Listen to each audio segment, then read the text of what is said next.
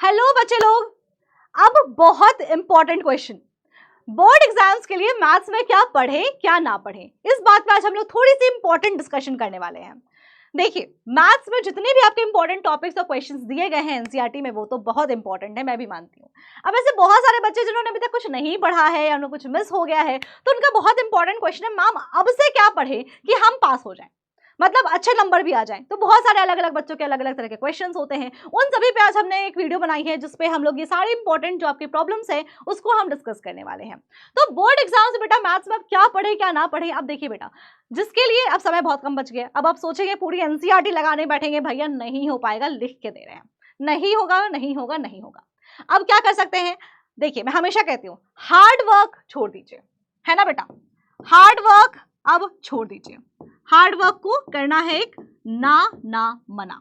हमें क्या करना पड़ेगा बेटा, हमें करना पड़ेगा स्मार्ट वर्क, है ना बेटा, हमें स्मार्ट वर्क करना पड़ेगा।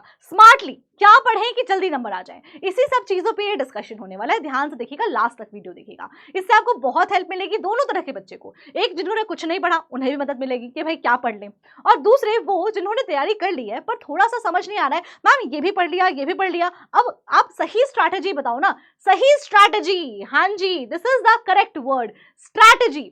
स्ट्रैटेजी क्या होनी चाहिए, तैयारी की स्ट्रैटेजी क्या होनी चाहिए। तो मैं आपको हमेशा बोलती हूँ और वापस से यही बात बोलूंगी, हर बच्चे की स्ट्रैटेजी अलग अलग होती है। प्लीज किसी भी रटे रटाए तरीके से मत पढ़ना स्टार्ट करिए। फॉर एन एग्जाम्पल हो सकता है, जैसे मान लीजिए मैट्रिसेस है, डिटर्मिनेंट्स है, यहाँ पे आपके जो है अच्छे खासे 15 नंबर के क्वेश्चंस बनते हैं, तो वो जरूर लगाएं। लेकिन अब मान लीजिए किसी बच्चे को थोड़ा ज्यादा इंटरेस्ट हमारे 3D वेक्टर में है, तो वो भैया वो ज्यादा अच्छे से पढ़ सकता है, तो ये स्ट्रैटेजी हो सकती है। और पढ़ने का एक और तरीका बताती हूँ, स्ट्रैटेजी और होती है कि आप दिन में कौन से समय में किस सब्जेक्ट को देते हो। जैसे एग्जाम्पल, जब मैं 12th में थी, तो जब मैं सुबह उठ के पढ़ाई करती थी, इन जनरल 3 बजे उठती थी, 3-4 बजे, तो उस टाइम पे मुझे मैथ्स पढ़ना अच्छा लगता था, मैथ्स मुझे पसंद था, तो मेरी नींद खुल जाती थी उससे। तो अब आपके लिए भी ये चीजें वर्क कर सकती हैं कि कुछ ऐसे जब बोर हो रहे हो तो वैसे सब्जेक्ट को पढ़ो जिसमें आपको ऑलरेडी काफी कॉन्फिडेंस है। जब आपको लगे कि नहीं, जब आप किसी सब्जेक्ट में मार्क्स कम आ गए, कुछ हो गया, तो आप जैसे एग्जांपल आपको फिजिक्स अच्छा लगता है, फिजिक्स पढ़ना स्टार्ट कीजिए। यहाँ पे अभी कंसिस्टेंसी बहुत इंपॉर्टेंट है, लगातार। जैसे मान लीजिए आपने आज पढ़ाई कर ली, आपने 4 दिन तक पढ़ाई नहीं की, सारी बात गोल मोल खत्म हो जाएगी। ऐसी चीजें प्लीज ना करें, डेली पढ़ाई करें, डेली एक निश्चित समय तक पढ़ाई करें, जैसे 7 घंटे 8 घंटे 10 घंटे की पढ़ाई अब हमारी फिक्स होनी ही चाहिए। 10 घंटे की पढ़ाई बेटा कहीं नहीं जा रही है, वो होनी चाहिए। उसके बाद रिकॉर्डेड लेक्चर्स, हमारे वीडियोस, लाइव लेक्चर्स, वो सब तो है ही, बट आपकी जो सेल्फ स्टडी है, मैं ज्यादा बोल रही हूँ, लेकिन फिर भी बेटा 8 घंटे से कम कहीं नहीं जाना चाहिए।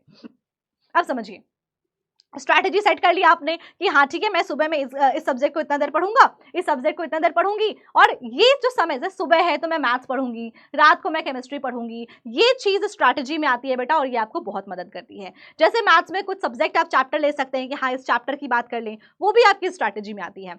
अभी जितनी स्ट्रॉन्ग स्ट्रैटेजी आप बनाएंगे और जितना उसको क्लोजली फॉलो करेंगे, भाई ऐसा नहीं होता है कि आपने बहुत सारी राम कहानी बना ली और हो गया, उसके बाद से पढ़ाई करना बंद। नहीं, वो आपने बनाया है सब कुछ, लेकिन उसको फॉलो कौन करेगा, मैं तो आके करूंगी नहीं, वो भी आपको करना है। तो ये सारी चीजें हो गई बेटा, स्ट्रैटेजी बनाइए और स्ट्रैटेजी के अकॉर्डिंग काम करिए। अब मैं आपको एक और बहुत ही मजेदार चीज बताती हूँ, वो है आपका वेटेज।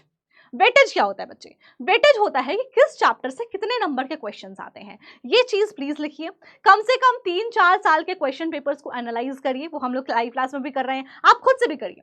जो अनसॉल्व्ड किताबें आती हैं उनको देखिए कि किस साल में किस चैप्टर से कितने क्वेश्चन पूछा जा रहा है। जैसे जो 8-8 नंबर के क्वेश्चन होते हैं, वहां पर आप मान लीजिए पहला क्वेश्चन इंटीग्रेशन है, दूसरा भी इंटीग्रेशन का होगा, इंटीग्रेशन के बड़े क्वेश्चन आते हैं, उसको पहले ज्यादा फोकस करिए। तो वेटेज वाइज देखिए, जैसे हमारा सबसे इंपॉर्टेंट अगर देखें तो वो हमारा हो जाता है कलन, है ना बेटा, हमारा कलन मतलब बेटा जो हमारा कैलकुलस पोर्शन है, जो हमारा कैलकुलस है, ये बेटा बहुत इंपॉर्टेंट है,